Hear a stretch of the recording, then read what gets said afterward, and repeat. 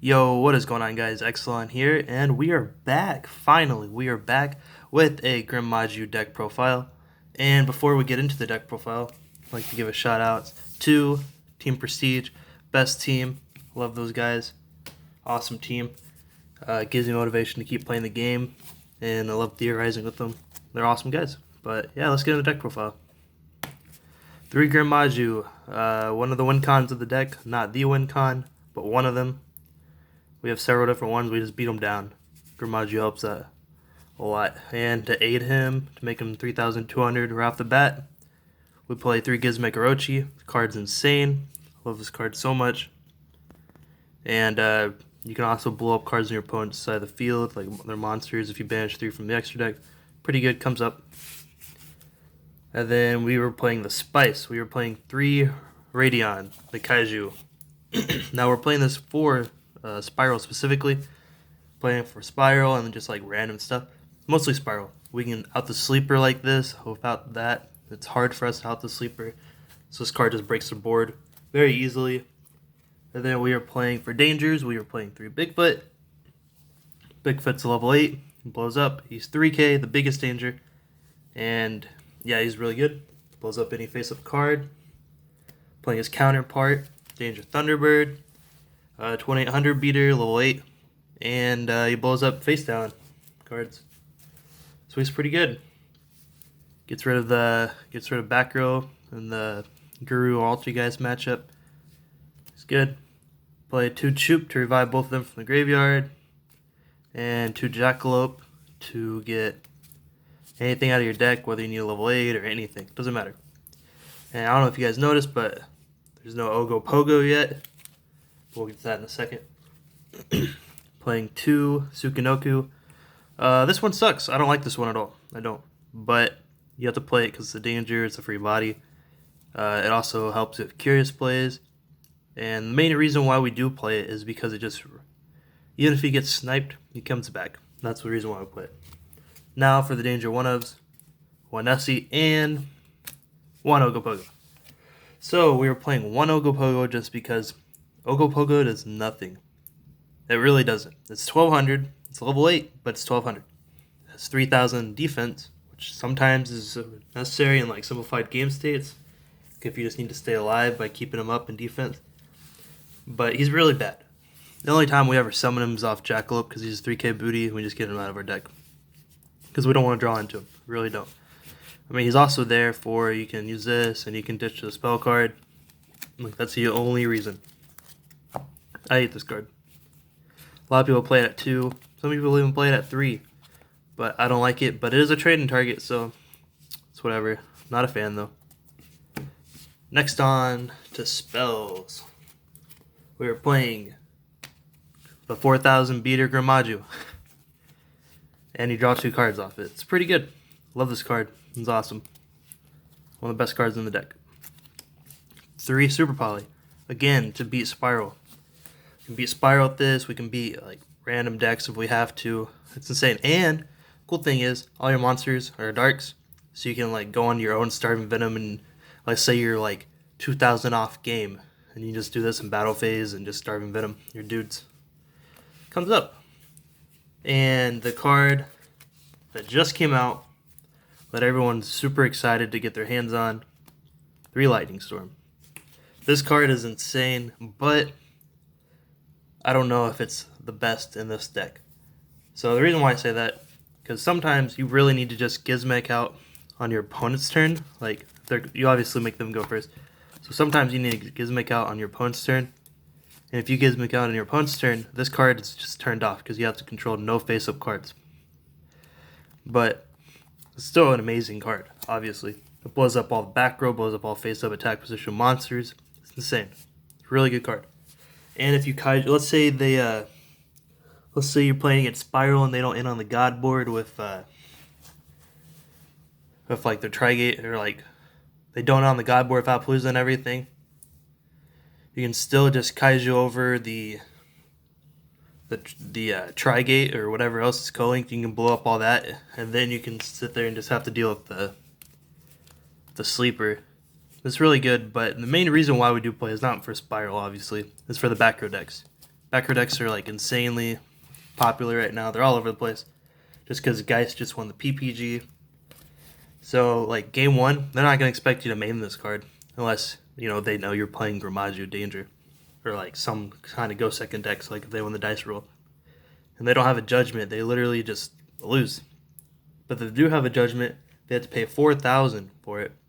And then all our dudes are insanely big. So we just kill them. 4,000 attack is like, or 4,000 life points is so easy for us. So you gotta play it. It's a really good card. If you don't have access to the card, if it's too expensive for you, trust me, I know it's expensive. But you can play Cosmic Cyclone over it. It's still good. Or maybe Twin Twister, but Cosmic Cyclone I feel like is better. We were playing 2 Called by the Grave. The reason why we're playing 2, because I personally don't like the card. I don't. Because you have to sit there and reveal a danger, and if it gets sniped out of your hand, and then they droll you, it's over, right? But we only play at 4 droll. Everyone and their mother is playing droll and Lockbird right now. Including us, we're playing droll too. But because Spyro literally auto-loses to it. So we're playing this to get rid of the droll whenever they try to droll us. But like I said, if we reveal it, like let's say we reveal Bigfoot, this is in our hand, and they snipe this. But we special summon our Bigfoot, right? We draw the card, but then they draw us. Now we're just screwed. So I don't know. It's whatever. I'm not a fan. I'm really not. And even if they like ask your desires, that's fine. Grimmaji's still 4K. So I'm just not a fan of this card. But I feel like it's very necessary to play.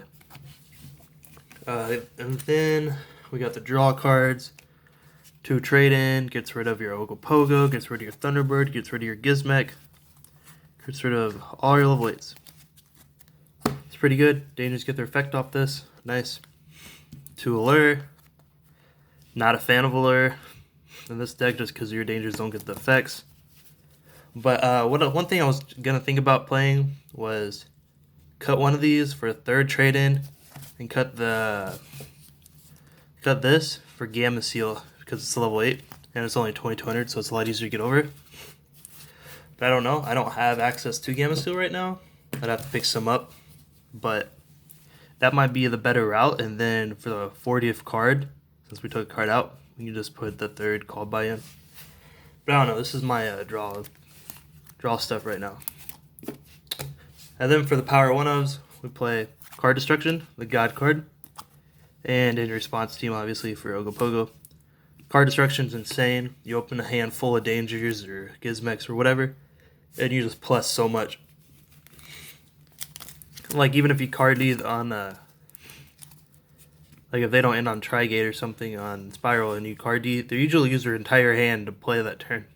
So you just do this and you get so much more advantage and your opponent don't get anything off of it. And, like, back row decks as well. Except for Guru, obviously, because they can have Fiendus in hand, but for back row decks like Guys, they typically don't have any cards in hand after they multi-faker. So then you can just use that. And then you just get all your pluses, and they don't get any cards off it. Which is the main reason why people don't like the cards, because you give your opponent cards, they can draw into hand traps and stuff. Moving on, though, we're going in the extra deck. Here's our Super Poly targets. We're playing 1 Starving Venom. I really want to bump this up to 2, but we're playing this just for 3 darks. You never know when it can come up. Plus, you can do it with your own cards. Like I said, it's 3K. It negates Inherit Summon from the extra deck, too. It comes up sometimes. This for Spiral. So they end on Sleeper, Trigate, Phoenix, and Double Helix. And you literally just use this, or Super Poly. It takes 3 Link monsters. That's all it takes, 3 Link monsters. It's 3K. You just take up their entire board. All you gotta do is deal with one of the other cards. So, like, typically you leave Helix or Phoenix. Honestly, don't know which one's lower. I'm pretty sure Helix is lower. So you probably just leave Helix so you do more damage. Helix, and then they'll still have the Sleeper, but if you draw a Kaiju with it, you just literally have their entire board of 2 cards. It's insane. And this card can also attack every card your opponent controls. So it's really good. Next, we're moving on to the rank 8s. We're playing 1 Ningirsu. Card's insane, especially against back row decks. They try to destroy it. Well, not back row decks. I mean, like Draco. Draco's insane with this card. They try to pop your stuff. You're like, nah. So that's good. Yeah, I like it. I like it a lot. Sends cards doesn't destroy a target, just sends. So it outs a lot of things. Harbinger negates the spell, and it can redeclare attacks to himself, which is comes up every once in a while. The new addition to the deck, we were playing Galaxy Eyes Photon Lord. So this card does is that you can detach and negate a monster effect, but if you have a photon as material, it destroys as well, but that's irrelevant. It is a 3k booty though. Well, we're playing Felgrand over this, but I think it's just better, in my opinion. You guys can do whatever you please. Last rank 8 we play is Sanafon. Makes it unaffected by card effects, I believe. Cannot be destroyed by card effects, my bad. And can't special summon from the graveyard. Neither player or your opponent can special summon from the graveyard at the end of the next turn. And also gains 100 attack and defense for each monster in the graveyard, which gets insane late game. Late 2s, we play Wee Witch. Just boosts everything you have, 500. And you can get out of Dark back if it gets destroyed. It's good. We're playing IP Masquerena. This card's also expensive. You don't have to play this, but I play it just for if you have like some weird hands, like they make you go first.